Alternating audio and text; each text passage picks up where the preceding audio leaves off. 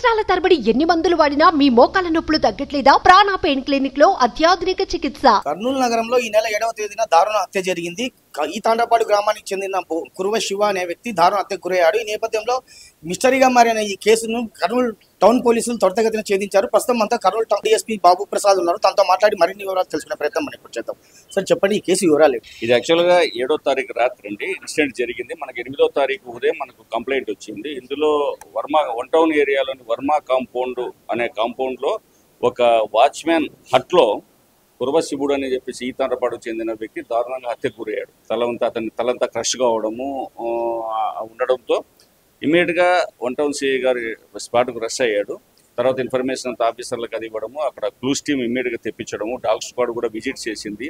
ఏ విధమైన ఆధారాలు కూడా మిస్ కాకుండా చుట్టూ క్రైమ్ సీన్ గార్డు చేసుకుంటూ క్లూస్ సేకరించడం జరిగింది.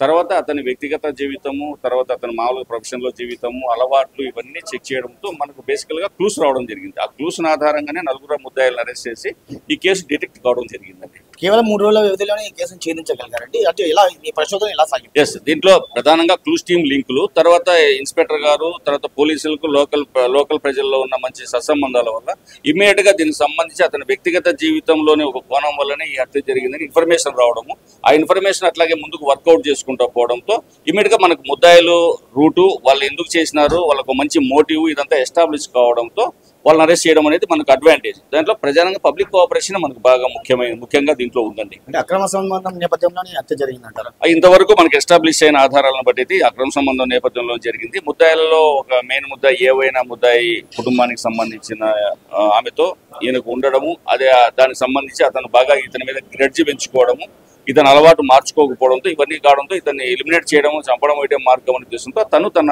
స్నేహితులు కలుపుకొనేసి ఈ విధంగా హత్య చేయడం జరిగినట్టుగా మనకు ప్రాథమిక ఆధారాలతో తెలుస్తుంది. మొత్తం మీద కర్నూలు నగరంలో జరిగిన కురువ శివ హత్య కేసులో మిస్టరీ వీడింది. కర్నూలు టౌన్ డిఎస్పీ బాబు ప్రసాద్ ఆధ్వర్యంలో one town CI Pavan Kumar పర్యవేక్షణలో టౌన్ పోలీసులు ఈ హత్య కేసును ఛేదించగలిగారు.